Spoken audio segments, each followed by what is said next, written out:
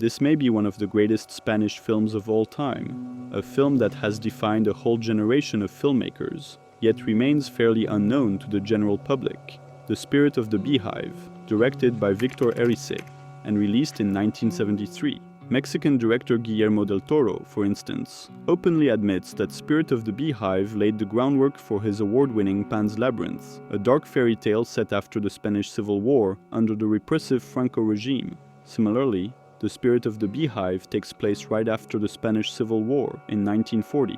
In contrast to Pan's Labyrinth, however, it was made while Franco was still in power and was therefore forced to navigate strict censorship. That means it could never be openly critical of the regime, and instead resorted to a more allegorical approach, using a child's first encounter with death as a way to explore the trauma affecting the Spanish population in the aftermath of the Civil War. This film may be one of the most successful attempts at portraying the world through a child's point of view. It is full of unknowns, and even borders on surrealism to highlight the child's imagination without delving into fantasy. In its meta-opening, 6-year-old Anna sees a movie for the first time, James Whale's Frankenstein. She is traumatized by the sight of the monster killing the little girl, which raises many questions in her mind. Víctor Erice suggests that movies, even when fictional, can have a lasting impact and bring up very real issues. For Spanish audiences of the time, the message was clear. This film would speak to their personal experiences, especially since many of them were also children in the 1940s. Let's take a look at a scene where Anna gets pranked by her sister Isabel, something most children experience with their siblings.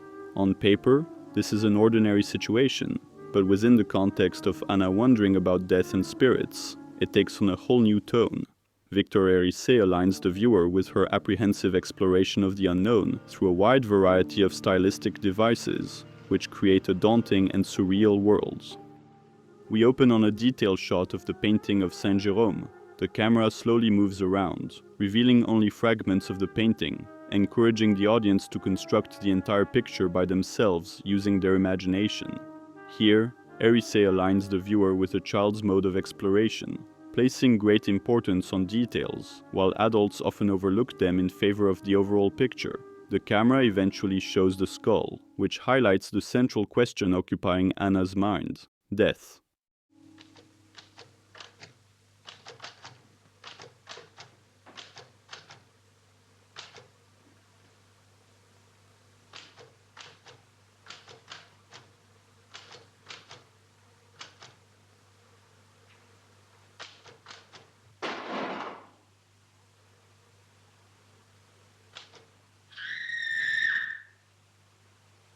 The dolly out reveals the full painting behind Anna as she types on the machine, highlighting the child's yearning for knowledge about the world beyond, seeing the full picture.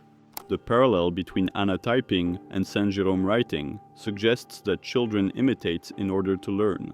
Unmotivated camera movements often prime viewers to anticipate something. Here, there's an off-screen cry.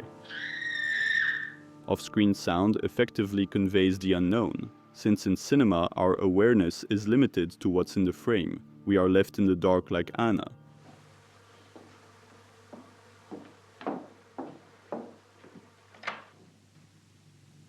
This triple frame within a frame is a powerful graphic representation of a passage into another realm, a transition between the real and the surreal, with each doorway suggesting a deeper layer. This echoes fantasy tales, in which the child finds a passage to another world, such as in Alice in Wonderland, Narnia, or later on, Pan's Labyrinth.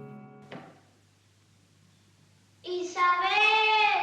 The wide shot, paired with the echo of her voice, emphasizes Anna's smallness in this world she can't fully grasp.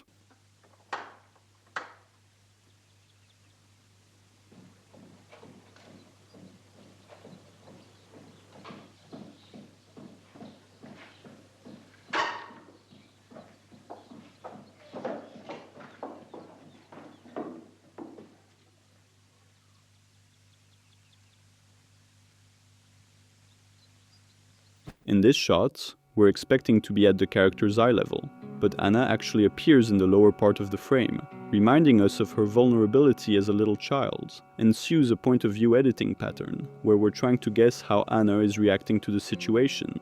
Like most children, she is simultaneously curious and scared, Actress Anna Torrent perfectly portrays this ambiguity, leaving audiences to decipher her reaction through other cues. This low-key lighting creates harsh shadows on Isabel's body, giving the scene a horror film look, echoing Frankenstein.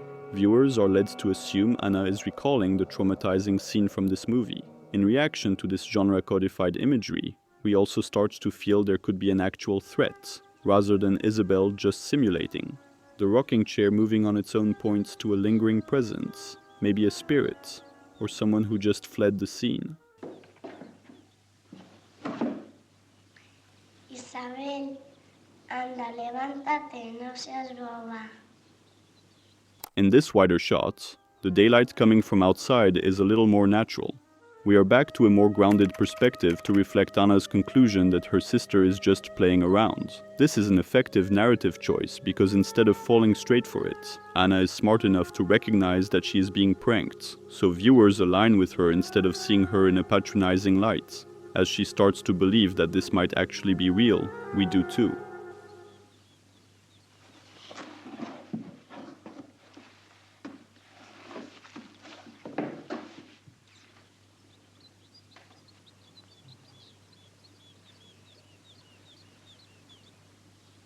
The point of view editing returns with closer shots, suggesting that something may have changed in Anna's mind. The interplay between the objective approach and the subjective one mirrors her dilemma between the realistic option, her sister faking, and the surreal one. She was hurt by a spirit. Also, take a look at the color temperature of the light. As Anna grows more and more convinced that Isabel might not be faking it, we delve into the warmer color, evoking a sense of fantasy.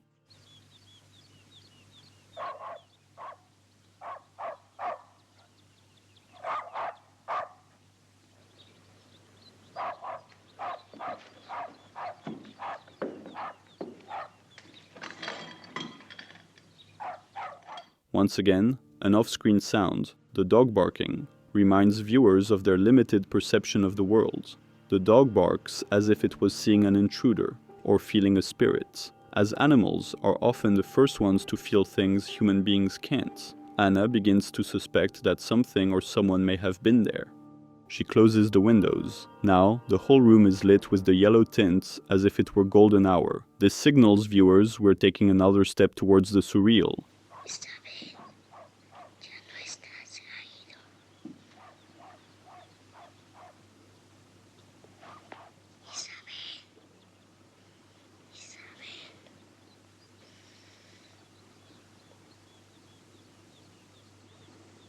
Anna now believes there was a spirit, and is trying to help Isabel, even checking her heart.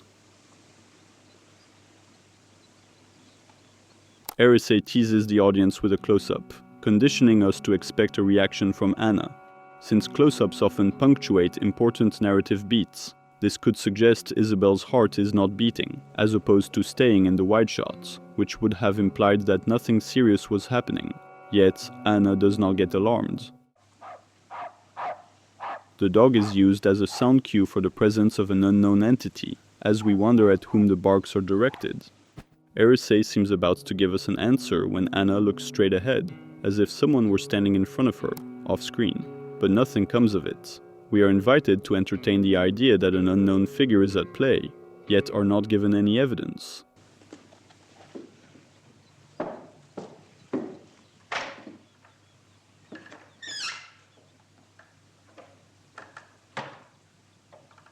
Here is a brilliant use of multiplanar staging to trick viewers into aligning with Anna's belief. Up to this point, we've had access to the same limited information as Anna. Our reason is telling us this is a prank, although we feel there may be something more to it.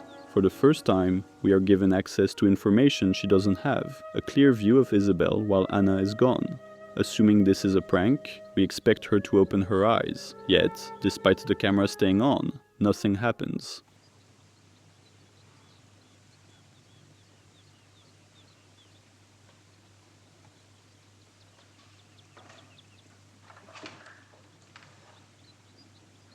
When Anna suddenly opens the door, we realize she was actually in our position, patiently waiting for Isabel to stop acting. But her strategy failed, and both she and viewers are now less convinced that this is all an act.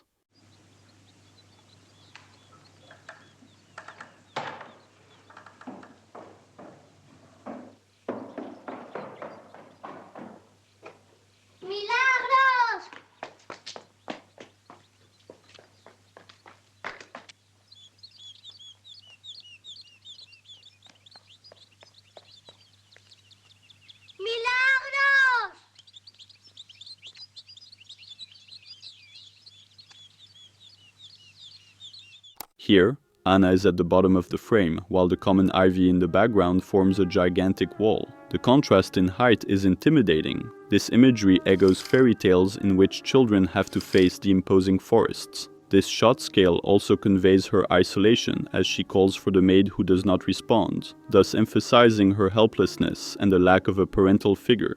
These spaces feel desolate. Despite her running around, nothing is moving or reacting. The camera remains static. By contrast, the camera tracks her as she slowly walks back to the room.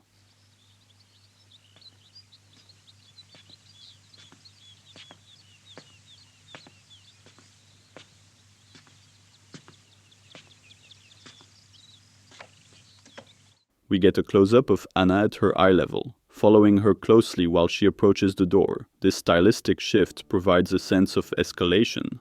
Now that we know there is no adult to help her out, Erice starts building suspense.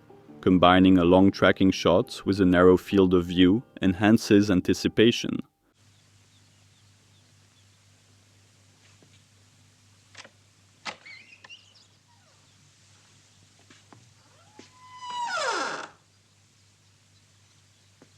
Another common device is to use a reaction shot before a reveal in order to maintain tension by delaying an answer as much as possible.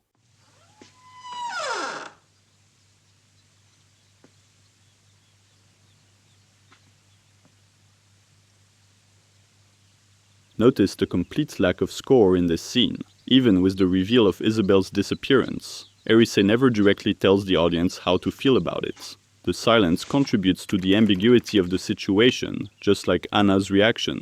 Viewers have to decide on their own whether that means Isabel just got tired of the trick or got abducted, as implied by the opened light doors, which Anna had left closed.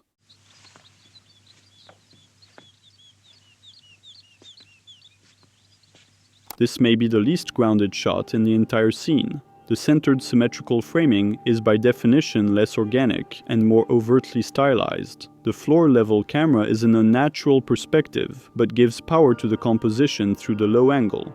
And finally, the subject is backlit, silhouetting Anna and providing a soft glow. This lighting technique is often used to make the image more abstract and ethereal, hence its popularity in the fantasy genre. Here, it suggests another plane of reality, a door to a mystical world. This is likely the climax of the scene, where we get the closest to the truth. For the first time, the audience is granted an unrestricted range of narration, as we're provided with more information than the protagonist has.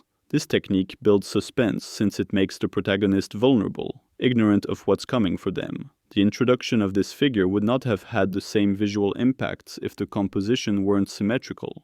Here, it comes in to break the perfect balance, leaving us with a feeling of instability.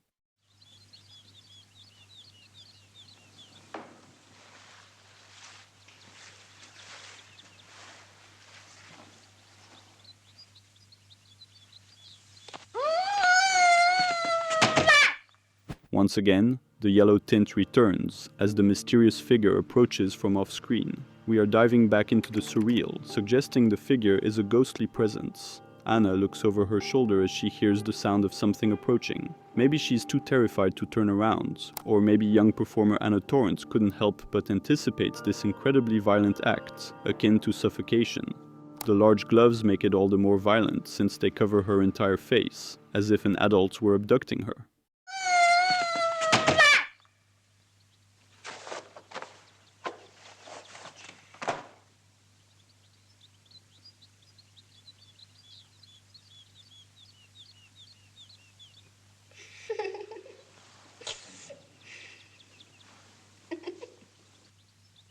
We end the scene on Isabel, satisfied with her prank. She is framed in a medium wide, while Anna is still in a close-up. She looks traumatized here. The contrast in the shot scale highlights the gap between the sisters. One is laughing it off, as if it's no big deal. The other took it very seriously, so we can see in great detail how emotionally distressed she is. Viewers are encouraged to align with Anna, as they have gone through the same journey of questioning.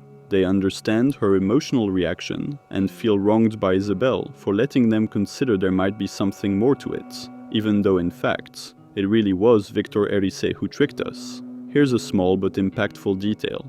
Isabel quickly glances toward the camera, as if she was not only laughing at Anna, but also at us. We all got fooled. This scene exemplifies how Erice aligns viewers with a 6-year-old's perspective of the world, encouraging us to look beyond appearances and question reality without substantial proof, just like children do. Viewers are constantly asked to participate in filling the gaps with their imagination. This proves to be the most efficient method to avoid censorship. If the most significant answers are the ones viewers come up with rather than being presented in the work, censorship becomes very difficult. As a result, filmmakers like Víctor Erice developed a wide variety of techniques for suggestion. In this scene alone, for example, the encounter with death, the orphaned children, the invasion of private space, the feeling of being watched, and the abductions are all things Spanish viewers who lived through the post-Civil War era may have thought of while watching. The spirit of the Beehive is a testimony to these feelings and experiences, one that is timeless and universal thanks to its allegorical nature. There are so many works I'd like to explore with you, so if you haven't already, make sure to subscribe. If there are any films, TV shows, or video games you'd like me to check out, drop them in the comments below. I'll pick one to include in future analysis. See you in the next one. Puede permanecer hoy de ella es aquello que pueda encerrar de más universal. O sea, es decir, lo que es propio de la experiencia poética. En un poema, y quizá pues pido excusas por reclamar esta categoría para la película, que no entraña un concepto de calidad, sino describir verdaderamente su naturaleza, ¿no?